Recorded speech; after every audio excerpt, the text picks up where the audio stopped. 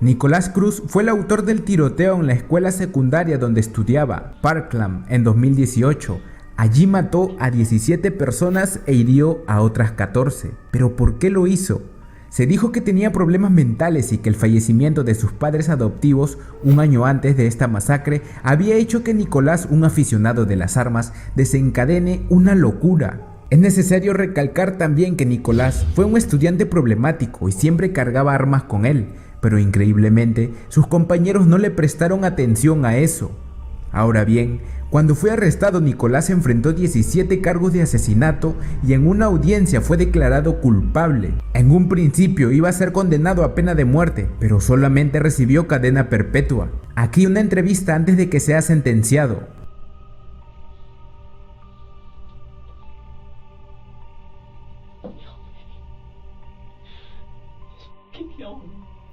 Alright, when you tried to kill yourself with alcohol, your mom was still alive. What were you depressed about back then? Loneliness. Loneliness?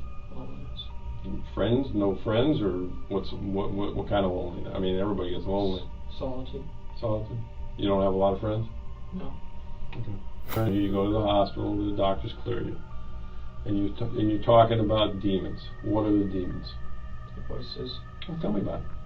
What are the voices about? It's another voice, the evil side. Okay. And how long has that voice been going on? Years. Well, what does it tell you to do? Burn, kill, destroy. Okay, burn, kill, destroy what? Anything.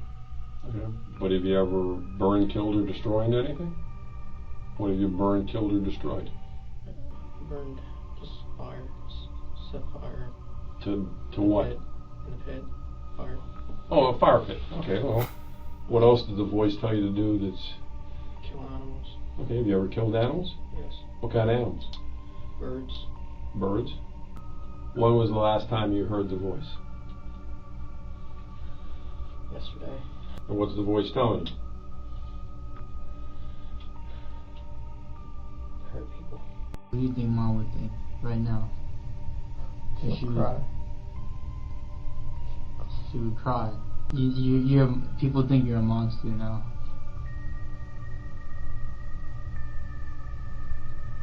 A monster?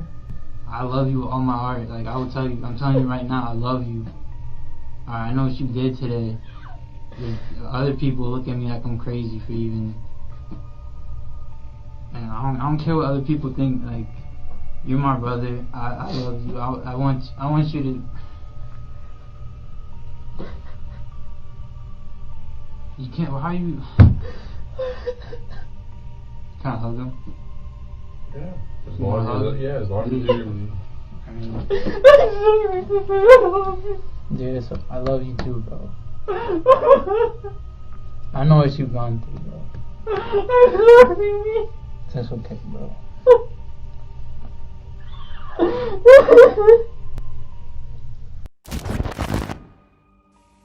Número 3. Aileen Wuornos. Aileen Carol Wuornos fue una asesina en serie estadounidense que admitió haber matado a 7 hombres. Años posteriores a estas muertes, esta criminal fue arrestada y ahí aseguró que los asesinatos habían ocurrido en defensa propia, ya que cuando ella ofrecía sus servicios sexuales, las personas intentaban aprovecharse de ella. Cabe recalcar que Aileen desarrolló un gran odio hacia los hombres a raíz de todas las agresiones y malos tratos que sufrió desde la infancia. Por ello, mató a todas sus víctimas que tenían algo en común, eran depredadores sexuales. Por último, fue condenada a muerte en 1992 y posteriormente ejecutada por inyección letal por el estado de Florida. Aquí, una entrevista previa a su ejecución. I was just wondering how you're going to be, at 9:30 tomorrow morning. Are you prepared? I'm prepared.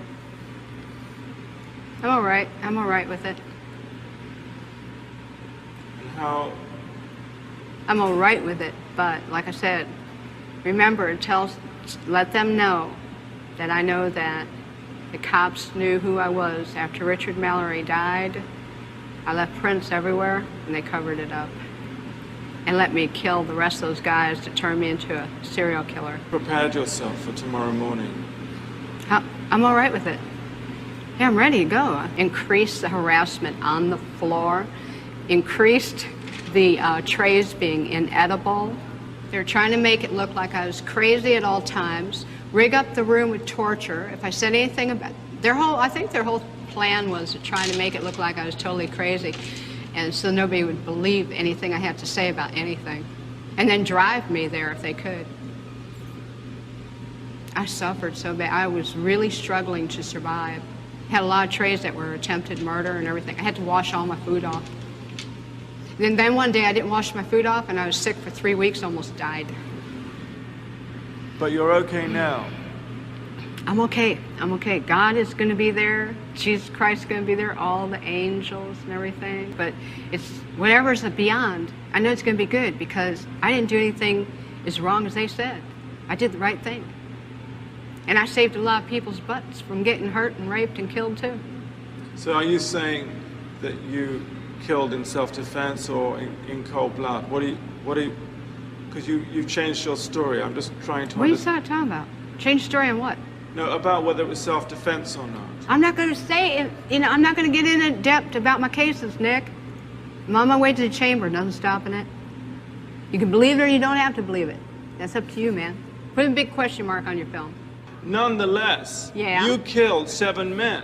Yes, And you I'm did. asking you, what got you to kill the 7 And men? I'm telling you because the cops let me keep killing them, Nick. Don't Yeah, you but get it? Not everybody is killing 7 people.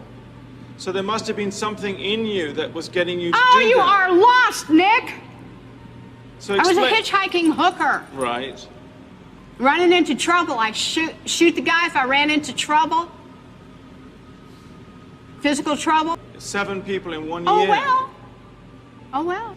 Yeah, thanks a lot. I lost my life because of it. Couldn't even get a fair trial. Couldn't even get a fair investigation or nothing. Couldn't even have my appeals right.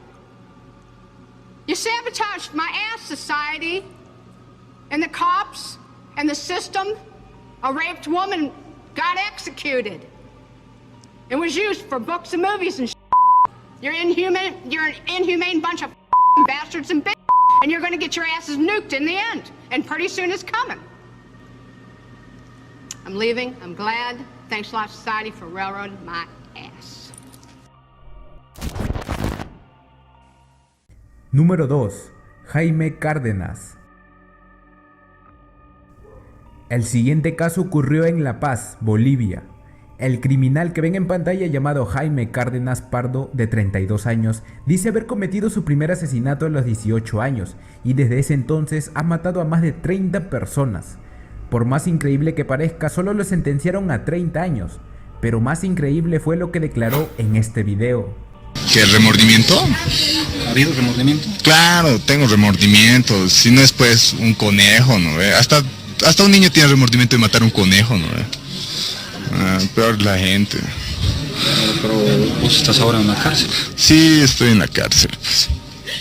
Si no sé qué quieren, que me van a llenar de sentencias. Pero se habla de varios muertos en poder, eso llama la atención. Sí, pero ¿qué vamos a hacer? Pues no ve, a veces las cosas que pasan, ¿no? La plata, la ambición, de todo. ¿Vos matabas por dinero? A veces no. También. Depende cómo es, cuiden a sus hijos, ¿no? Cuidado sean como yo. ¿Y tú recuerdas cuántas personas? ¿Qué es lo que... Recuerdo cuánto he matado. ¿Quién está para contar? Así? A ver, van a decirle que mata vacas, ¿cuántas vacas mata al día? No, ¿En qué circunstancias? ¿Te acuerdas? ¿Algo? No recuerdo, estaba tan drogado. Pero esos momentos... Casi no recuerdo. Estaba totalmente drogado, pues. Ahora ya te han detenido vos. Ya me han sentenciado, más. No sé qué quieren. Ya me han dado otra sentencia. ¿Qué más quieren? No les basta que ya tenga 30 años, digamos, que me vaya a podrir en una cárcel, así. ¿Qué más quieren? Que me cuelgue, así, que por el remordimiento me mate yo, así. Que no se le haga salir. Ni en sus sueños me voy a matar. ¿Qué puedo hacer? Esperar que pase el tiempo, ¿no?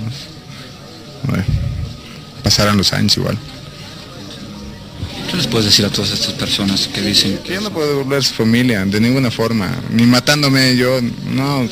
Ni aunque se derrame mi sangre igual, ¿de dónde? ¿De la tumba van a salir porque yo me muera? No, no ve. Perdón que sea tan cruel así, y sea frío, no sé. Pero es la verdad. Ni que yo me sentencien 100,000 veces, o me pudra yo en la cárcel, o muera yo en la cárcel, o me mueran, o me maten, o sus familias igual van a estar en el cajón, igual nomás. ¿No ve? No hay una maquinita del tiempo a que yo vuelva y, no, por favor, no les mates, y me vuelva a decir yo que no les maten, ¿no? Número 1. Jeffrey Dahmer. Jeffrey Lionel Dahmer era conocido como el caníbal de Milwaukee. Fue un asesino en serie estadounidense responsable de la muerte de 17 adultos varones entre 1978 y 1991. Es conocido no solo por la cantidad de personas que asesinó, sino también por practicar la necrofilia y el canibalismo. El año 1991 fue clave, ya que la policía fue a inspeccionar en su departamento, encontrándose con una escena de terror. Descubrieron varias fotografías de cadáveres, restos humanos y una cabeza en el congelador. Jeffrey intentó huir, pero fue detenido. Los psiquiatras que lo atendieron le dijeron que estaba enfermo, para que así solo vaya preso a una cárcel especial para enfermos mentales. Pero todo cambió por la gran cantidad de pruebas encontradas en su contra, y por consecuencia fue finalmente sentenciado a 936 años de prisión, de los que apenas solo cumplió un par, ya que fue asesinado en la cárcel por otro preso. Aquí una entrevista que le realizaron antes de su muerte. I had these obsessive desires and thoughts wanting to control them, to I don't know how to put it, possess them permanently. And that's why you killed them? Right. Not because I was angry with them, not because I hated them, but because I wanted to keep them with me.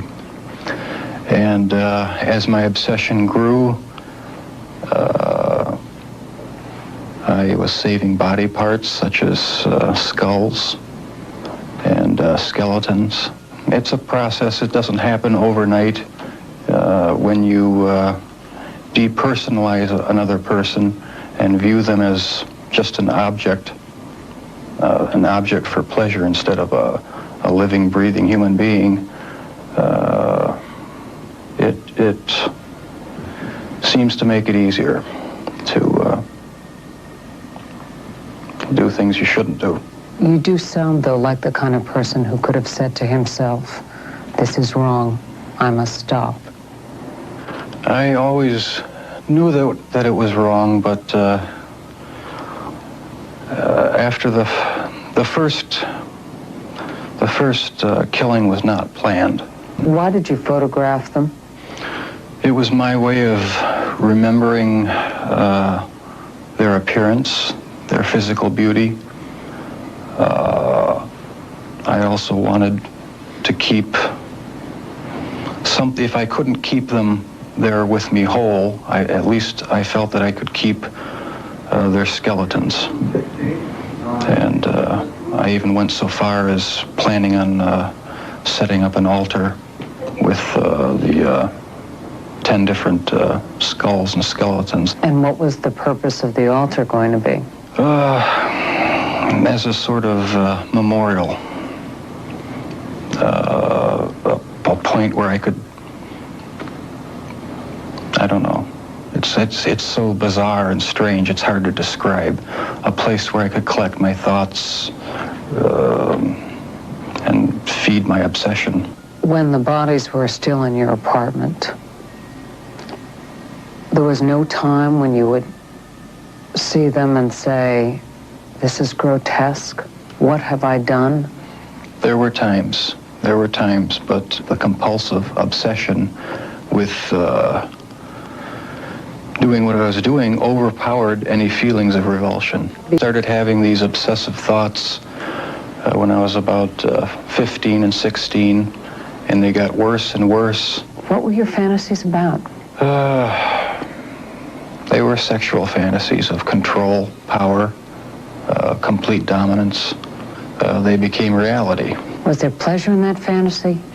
There was excitement, fear, pleasure all mixed together. I was branching out. That's when the cannibalism started, eating of the heart and the arm muscle. It was a way of making me feel that they were a part of me. At first it was just curiosity, and then it became compulsive.